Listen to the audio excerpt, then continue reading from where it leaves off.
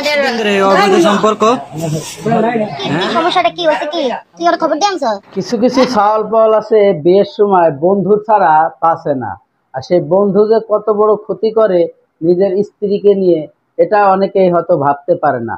সুপ্রিয় দর্শক শ্রোতা, দেশ এবং দেশের বাইরে থেকে আজকের এই ভিডিওগুলো দেখার জন্য যারা প্লে করেছেন সবাইকে আন্তরিক শুভেচ্ছা, অভিনন্দন।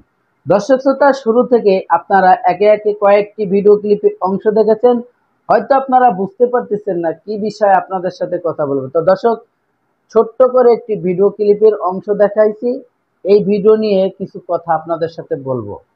অনেক ভাই বিবাহ করার সময় বন্ধুদেরকে খোঁজে, মানে বন্ধু না হলে হয়তো বিয়েটা স্বয়ং সম্পূর্ণ হয় না।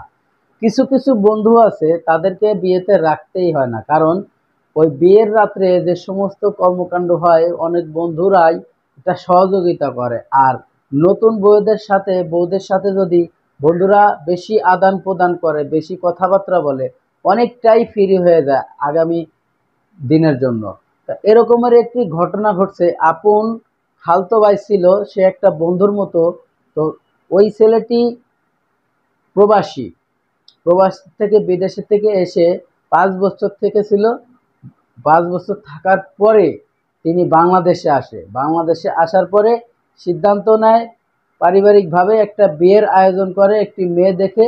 তো অতি দ্রুতই একটি বিয়ে করে বসে। এই বিয়ে করার ভিতরে মেয়ে দেখার থেকে আগ পর্যন্ত এই খালাতো ভাই বন্ধু ছিল, অর্থাৎ সে খালাতো ভাই হয়েছিল, চাচাতো খালাতো ভাই এবং বন্ধুর মতো, বন্ধুর কলিজা কাটে খাওয়ানোর মতো বন্ধু। সেই বন্ধু এমন ক্ষতি করলো যেটা সে কল্পনাও করতে পারে নাই, যে আমার এই খালতো ভাই এত পরিমাণের ক্ষতি আমার করবে, সে কখনোই কল্পনা করে নাই।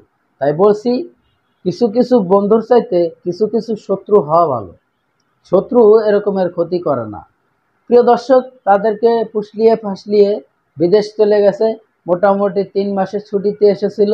আর ওই যে খালাতো ভাইয়ের বন্ধু, তিনি কিন্তু ওনার ভাবিকে সুন্দর মতো ওই যতদিন বন্ধু বাংলাদেশে ছিল প্রতিদিন আসতো, যাইতো, খাইতো, দেখতো। কথা বলতে বলতে এতটাই ফ্রি হয়েছিল, কিছু চাইলেই, কিছু দরকার হলেই ওই বন্ধুকে ফোন দিত। তার নিজের কোনো দেওর ছিল না, নিজের কোনো ভাসুর ছিল না, কারণ ননদ ছিল। এই ননদগুলোর বিবাহ হয়ে গেছিল। তো পুরো বাড়ি এক ফাঁকা। তার ছিল শুধু শ্বশুর আর শাশুড়ি। আর শ্বশুর শাশুড়ি বুড়ো মানুষ, তারা অনেক সময় অনেক কিছু বুঝতো না। এই সুযোগটাই কাজে লেগে ওই নিষ্ঠুর বন্ধু এমন বড় ক্ষতি করলো সেই প্রবাসী বন্ধুর ভাই। প্রিয় দর্শক, এখন সে প্রবাসে বসে বসে কাঁদতেছে। এখন সে বুঝতে পারতেছে যে আমার জীবনে সবচেয়ে বড় কালসাপ কে ছিল, যেটা সে কোনোদিন কল্পনা করে নাই। অথচ সেই বন্ধুকে সেই প্রবাসের থেকে ভালো দামি দামি ঘড়ি দিছে, ভালো দামি দামি আইফোন গিফট করছে এবং নগদ অর্থ পাঠাইতো প্রতি মাসে, তার জন্য আলাদা একটা অ্যামাউন্ট পাঠাইতো, কারণ তার বউকে দেখে রাখার জন্য। এরকমেরই কিছু কথা বলেছিল। আর ভিডিওতে আপনারা হয়তো দেখেছেন যে তাকে কিছু উত্তম মাধ্যম দিচ্ছে। উত্তম মাধ্যম দেওয়ার লোকটি হচ্ছে লোকে এই মেয়েটির চাচা।